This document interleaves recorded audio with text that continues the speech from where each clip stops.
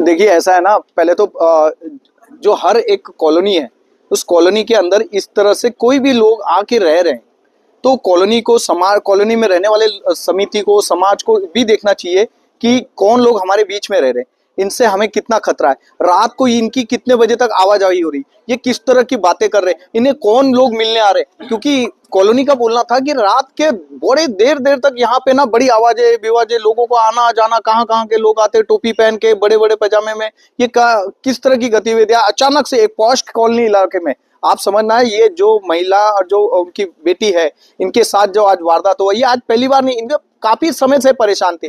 एक आध परिवार ने, श्रमिक के परिवार ने यहाँ से घर ही छोड़ दिया, और वो परेशान, जो परेशान है वो खुद एडवोकेट हैं, आप समझना, खुद वकील है। तो आम समाज का क्या होता। आज इतनी बड़ी इनकी हिम्मत हो गई कि एक एडवोकेट के ही ऊपर इन्होंने इस तरह से छेड़खानी का करा है, बदतमीजी करी उनके परिवार के साथ। वो तो अब संगठन है, संगठन तैयार है देखने के लिए कि कौन है, किसको कौन इनके बचाव में आता है, ये देखने के लिए तैयार है, चाहे वो कोई भी शहर का कितना बड़ा शख्स क्यों ना हो।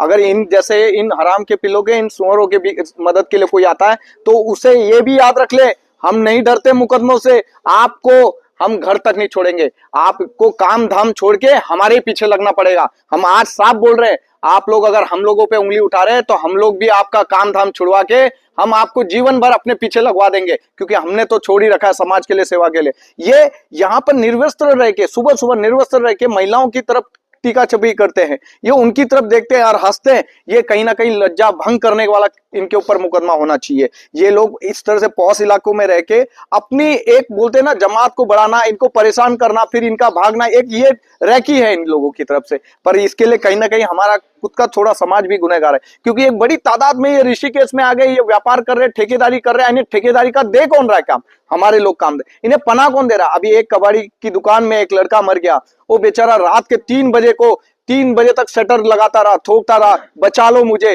फिर लास्ट में थक हार के उसकी एक आवाज आई थी कि अब मैं नहीं बचूंगा। मतलब आप समझना किस तरह का मंजर होगा। और वो उस दुकान के मालिक ने भी एक मुस्लिम ठेकेदार को बोलते ना, वो कबाड़ी की दुकान दे दी। क्या उसका वेरिफिकेशन हो रखा है क्या उसके गांव? वेरिफिकेशन को लोग ये समझ जाते हैं कि एक कागज दो, एक आधार कार्ड दो, मकान मालिक का साइन करो, हो गया वेरिफिकेशन। हम ये बोल रहे हैं कि ये वेरिफिकेशन इस तरह से नहीं होता।